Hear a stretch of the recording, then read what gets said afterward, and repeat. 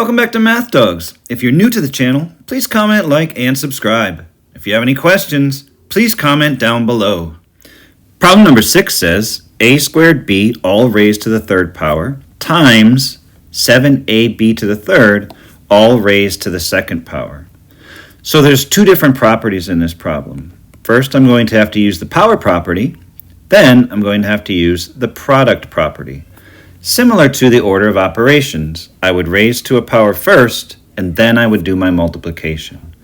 So first I'm going to raise a squared b to the third power. Remember, I have to raise every item inside and multiply the exponents. So a squared raised to the third power, keep the a, 2 times 3 is 6.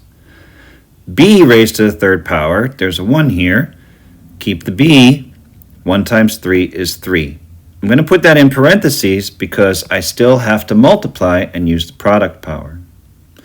For my second part, I would have 7ab to the third raised to the second power. I'm going to have to raise each item inside. 7 squared has always been and will forever be 49. Now I'm going to have the a, 1 times 2 is 2. Then I'm going to raise b to the third to the second power, keep the b, 3 times 2 is 6. Second step, I have to use the product rule. The product rule says keep the base and add the exponents. So, again, here's another hidden one of math.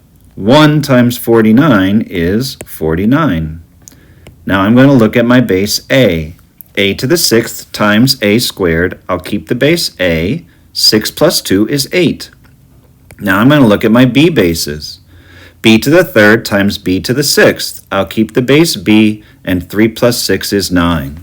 So my answer would be 49a to the 8th, b to the 9th.